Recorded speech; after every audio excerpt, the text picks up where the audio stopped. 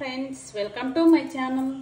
ఆయిల్తో పని లేదు, ఉప్పుతో పని లేదు, పులుపుతో పని లేకుండా మంచి రోటి పచ్చడి చేసుకుందామండి. నేనైతే మిక్సీలో పడతాను, మీరైతే రోట్లో నూరుకోండి. ఇది పాతకాల పద్ధతి అండి, మా అమ్మమ్మ నేర్పించింది నాకు. సింపుల్గా దాంట్లో కావాల్సినవి ఎండుమిర్చి, పల్లీలు, వెల్లుల్లిపాయి, జీలకర్ర, నువ్వులు. మెయిన్ ఇంగ్రీడియంట్స్ వచ్చేసి చింతకాయ పచ్చడి, ముడి చింతకాయ పచ్చడి అంటారు కదా, అది సూపర్ టేస్ట్ కూడదండి. చేసి చూపిస్తాను రండి. ముందుగా కళాయి పెట్టుకోండి. ఆయిల్తో పని లేదని చెప్పాను కదా, మనకు ఆయిల్తో ఏ పని లేదు. ఈ పచ్చడి అన్నం ఆరిపోయినా సద్దన్నంలోకైనా సూపర్ టేస్ట్గా ఉంటుందండి ఈ పచ్చడి. ఒకసారి ట్రై చేయండి. ముందుగా కళాయి వేడెక్కాక పల్లీలు వేసి లో ఫ్లేమ్లో పెట్టి బాగా వేయించుకోండి. అలానే మార్చుకోవద్దండి, వేయించుకోండి. పల్లీలు వేగిని తీసేస్తున్నాం అనుకున్నప్పుడు నువ్వులు వేసుకోండి. ఎందుకంటే నువ్వులు ఆల్రెడీ వేయించినాయి కాబట్టి వేడైతే సరిపోతుంది. పచ్చి అయితే విడిగా వేయించుకోండి.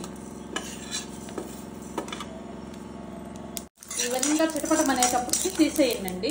ఇప్పుడు ఎండుమిరకాయలు వేసి వేయించుకుందాం. పచ్చిమిరకాయలతో కూడా చేయొచ్చండి, కాకపోతే నాకు ఎండుమిరకాయలతోనే నచ్చుద్ది. ఎందుకు ఆ టేస్ట్ ఎండుమిరకాయలతో బాగుంటుంది. ఒకసారి మీరు ట్రై చేయండి. ఇది ఓన్లీ రైస్లోకే బాగుంటుందండి చట్నీ, దేంట్లో బాగుండదు, రైస్లోకే. ఇలా తిప్పుకుంటూ ఉండండి, మాడతాయి అడుగుయి. అందుకని ఇలా తిప్పుకుంటూ మొత్తం మాడకుండా ఫ్రై చేసుకోండి. ఈ విధంగా వేగాక తీసి పక్కన పెట్టుకొని చల్లారించినాక తొడియాలు తీసుకుందాం. ఇప్పుడు గ్యాస్ ఆపేసుకుందామండి, మనకు గ్యాస్తో పని లేదు. ఇప్పుడు మిక్సీ పడుతున్నానండి. నేను పొట్టు తీయట్లేదు పల్లీలకి, అవసరమైతే మీరు తీసుకోండి. నేను చిన్న సైజు వెల్లుల్లిపాయి, జీలకర్ర వేసి మిక్సీ పడుతున్నా.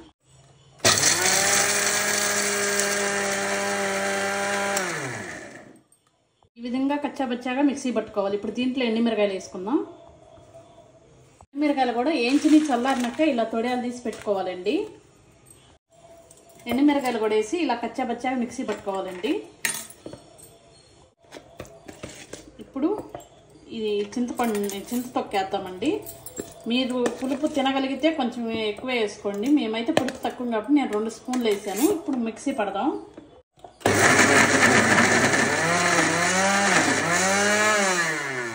మీకు ఎక్కువ రోజులు ఉండాలి అనుకుంటే, నెలలు ఉండాలంటే ఇలా కొంచెం మెత్తగా మిక్సీ బట్టి ముద్దాలు చేసుకొని ఫ్రిడ్జ్లో పెట్టుకొని మీకు అవసరమైనప్పుడు కొంచెం తీసి వాటర్ వేసి కలుపుకొని వేసుకోవచ్చండి. మీకు కావాల్సిన పద్ధతిలో కొంచెం వాటర్ వేసుకొని మిక్సీ పట్టుకోండి. నీళ్లు పోసి చేసిన ఈ చట్నీ బయట పెడితే వారం రోజులు నిల్వ ఉంటుందండి. ఫ్రిడ్జ్లో పెట్టుకుంటే నెల పైనే ఉంటుంది. ఒకసారి ట్రై చేయండి.